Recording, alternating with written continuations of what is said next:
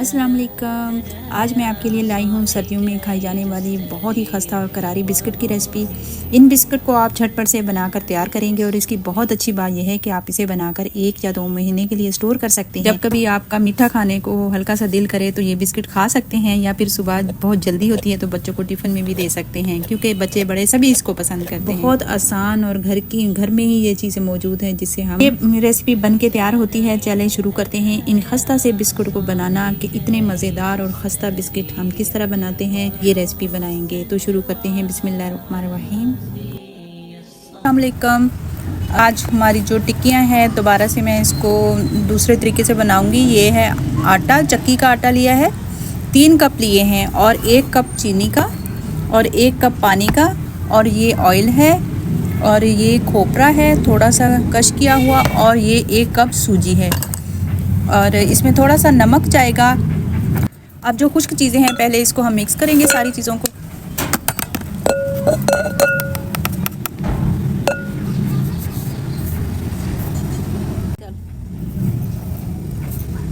तो 3 चम्मच खोपरा है इसमें डाल दिए, और अब सूजी डाल देंगे, नमक डाल देंगे थोड़ा सा इसमें, और जो ऑयल लिया है वो भी इसमें डाल के पहले हम इसको मिक्स करेंगे सारा।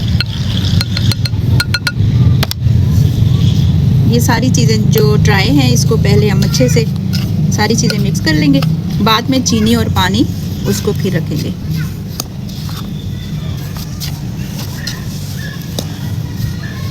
आटे की बहुत खस्ता बहुत ज़बरदस्त टिक्कियाँ बनती हैं। चक्की का आटा लिया है, मैदा नहीं है, ये हेल्दी होता है आटा।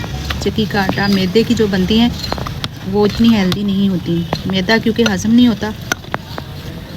और आटे से जो बहुत कुरकुरी बनती हैं जो हमारी ये बिस्किट हैं। पानी लिया है 1 कप, और इसमें चीनी डाल देंगे 1 कप, और ताकि थोड़ा सा नीम गर्म पानी लिया है ये हल हो जाए चीनी इसमें, तो उसमें हम आटे को डो इससे बनाएंगे, इस चीनी वाले पानी से।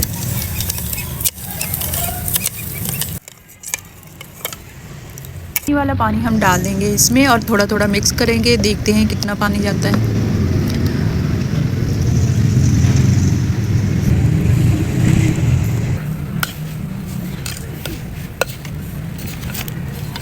ये पानी और जाएगा, अब चलेगा हाथ से काम ये। अच्छा, इसको गूंदना नहीं है, इसको मिक्स करना है। नीचे से इस तरह देख लें कि खुश्क ना हो आटा, और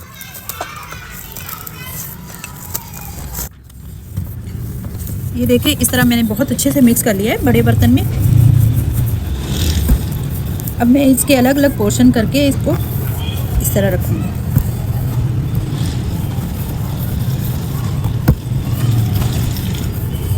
थोड़ी देर के लिए इस तरह बना के फिर मैं फ्रिज में रख दूँगी, और फिर बाद में फिर आपको दिखाती हूँ।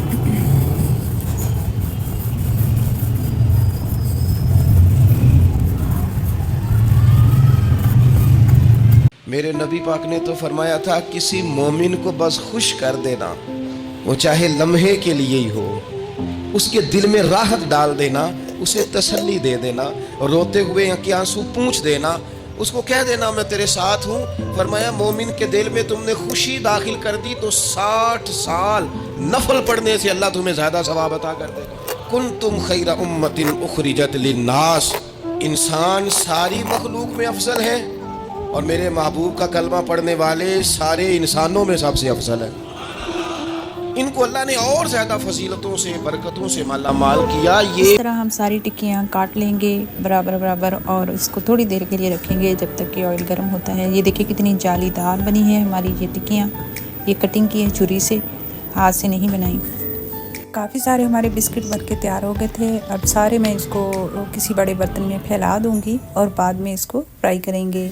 ऊपर इस तरह तिल लगा दें, आप चाहे तो अंदर भी डाल सकते हैं। ये ऊपर लगा के इस तरह अच्छी तरह दबा दें अंदर।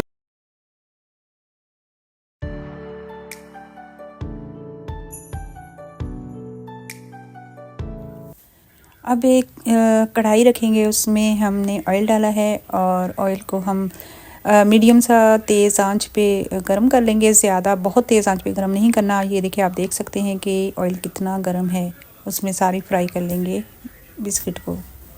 मूसा को पैगंबर बनाकर भेजा था, उसी तरह तुम्हारे पास भी मोहम्मद सल्लल्लाहु अलैहि वसल्लम एक रसूल भेजे हैं जो तुम्हारे मुकाबले में गवाह हो। सो फिरौन ने हमारे पैगंबर का कहा न माना तो हमने उसको बड़े दर्दनाक अंदाज से पकड़ लिया।